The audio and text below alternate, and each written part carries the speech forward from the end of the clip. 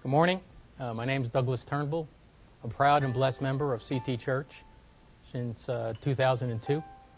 I'm here today to give you my testimony on September 11, 2001, when the World Trade Center was hit and destroyed. I was working in New York City at the time.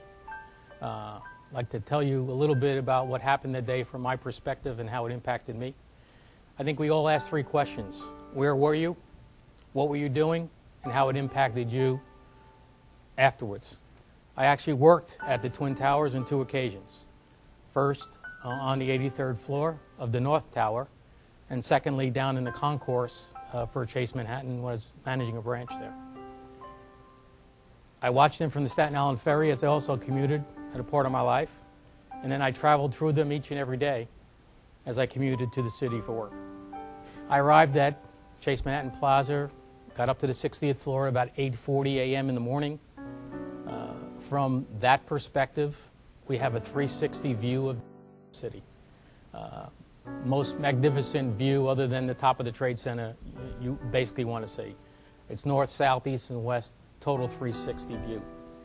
As I got off the elevator that morning, I noticed that there was paper floating in the air. The immediate reaction to me was, there's no ticker tape parade today. I've been there. I've been there where presidents have been there, ball players have been there, through the Canyon of Heroes. What was interesting, or what kind of sparked my thought, was the fact that these were whole sheets of paper, 8.5 by 11. They weren't little pieces of paper.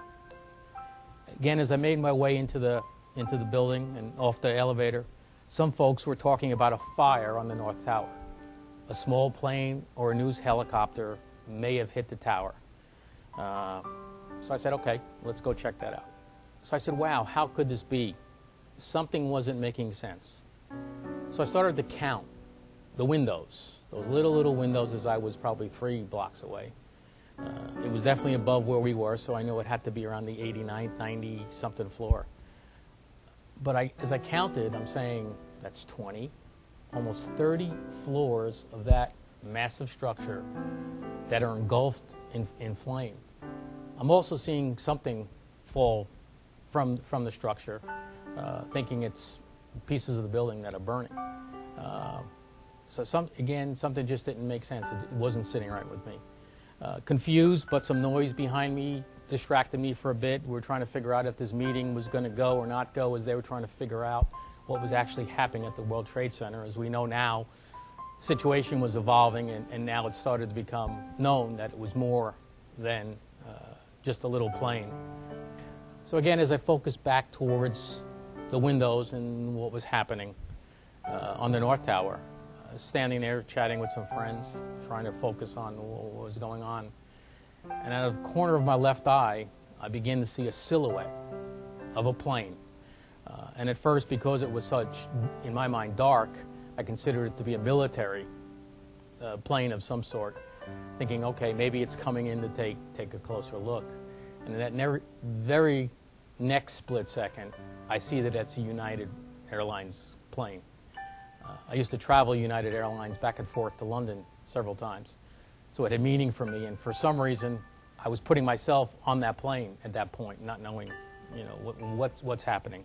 But what I did know, it's very low and it's very close to the World Trade Center, and something wasn't making sense. At that very next second, I hear a thrust, like you're on the runway and the pilot's thrusting forward, and the plane banks as if it's going towards the small space in between the towers, thinking, is he trying to fly between those towers? And then next thing I know, there's just a ball of fire in front of my eyes. I didn't hear anything. I didn't feel anything, being so close. Yet the heat of that explosion came through the window, and I could actually feel my face get hot. There was no doubt to me at that point that we were under attack.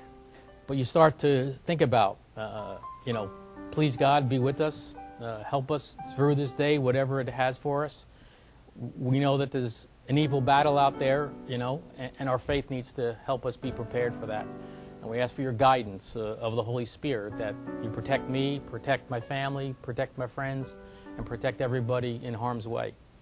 As you're walking down 60 flights, some people are in better shape than others. So there's people that are just so distraught. You're trying to encourage them to walk down. You're helping them walk down. You're trying to comfort them. All those emotions begin to really, adrenaline is only going to work for so long and keep you so far. As I stepped down to the plaza and got out, you get a little bit confused and say, okay, what am I going to do? I know I can't go home that way. So there's this first attempt or reaction to kind of drag me towards the World Trade Center. For whatever reason, I ignored it and said, no, I'm better off going back to my building, where it's safe. As I headed back, past another street, and kind of, again, I had that feeling of wanting to be dragged down there, to go down there. Again, I resisted it. And again, I started making my way towards down where the Staten Island ferry was. There was total chaos. I didn't witness any damage or any parts of planes and whatnot, but it was definitely people, in a hurried state. And then the third time, as I'm headed back, I was kind of being dragged down there, and the third time, I just felt something pushing me, no, mind your own business and go where you know it's safe. So part of my testimony is to feel I definitely believe God was there. The Holy Spirit was pushing me to safety and not leading me to more potential harm. As I just got back to the office, and again, this is maybe a 10, 15 minute, probably less with the way we're pacing. But just as I got back in our command center that we had on our floor, there was screaming. As I got to the doorway, there it was on the TV, the South Tower is imploding upon itself. Knowing, you had just been out in the street, it just, and the smoke and soot and everything that's blowing in the air, you don't know what you're going to do or what's happening. Cell phone definitely not working. You try to make a few phone calls. Phone service was somewhat limited, able to get a few phone calls out and connect with folks, try to see where, again, my brothers were, my friend was. Not too long after that, more screams from the command center, and lo and behold, the North Tower, is tumbling to the ground. The first reaction is, those towers are gone. In my mind, we're talking 50 to 100,000 people, easy, got to be killed in this thing. God have mercy on their souls and, people associated with it. I will tell you that, nice try, Satan. It's not about you or who you use.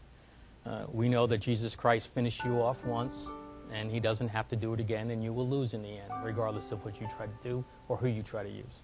Some final thoughts, if I could encapsulate it. They were beautiful, but they were of man, and therefore will not stand forever.